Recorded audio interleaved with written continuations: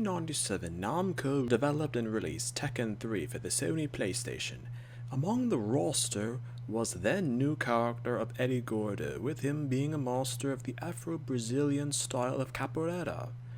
Originally, developers desired for a female character to be the one introduced in that game, but the dynamics of the game and technical aspects of it proved to be too difficult to accomplish with the gaming technology at the time, so a male character, Eddy, was created instead.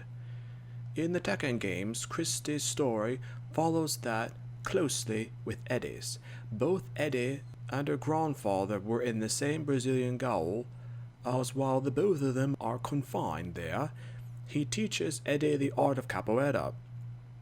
And after Eddy is released from the confinement area and is later free, he makes a request of Eddy to seek his granddaughter and to teach her the arts of capoeira as well. Finding her soon after the events of Tekken 3, Eddy manages to teach Christie everything that she needs to know about the martial art and becomes a prodigy in just a period of 2 years of training. Soon after her training is completed, Eddy mysteriously vanishes and leaves Christie with an ominous saying, quote, "Those responsible for my father's death must pay."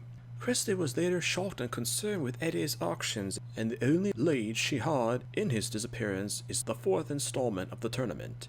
Through events with Christie in the 4th tournament, she is later reunited with her grandfather and finds him to be a weak old man undiagnosed with a fatal illness that only leaves him with a period of 6 months to live. Believing that using the technology of the Mishima organization might save her grandfather's life, she enters the 5th tournament and decides to participate, but is quickly defeated in the tournament and leaves in failure. Upon her returning to Brazil, she later discovers that her grandfather and Eddy are missing. Christie learns that her grandfather was placed in Mishima custody and needs to enter the 6th tournament to find out more details. Through events in the game, Christie learns that her grandfather is dead. Christie is heartbroken by the news, and Eddy, whom is the one responsible for transferring her grandfather to Mishima custody in hopes of a cure, is at a loss for words and unable to console Christie. The character of Christie, Montero, received mixed reactions from critics and gamers, with some calling her nothing more but a pale imitation of Eddy, who is a fond favorite of the Tekken series and important character of the fighter selection roster list. Further comments mention that realistically, a female capoeira fighter wouldn't wear the sort of outfits that Christie has worn during her appearances in the various Tekken games. Her appearances have slightly changed due to the games that she was portrayed in.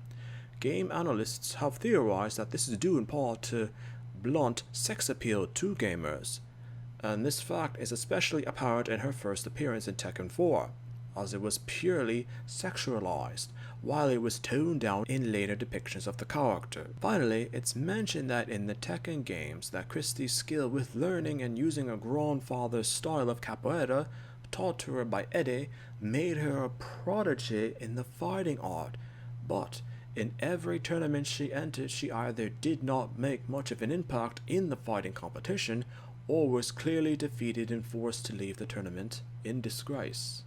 Sometimes a character can be forgotten, even when they were not worth remembering to begin with.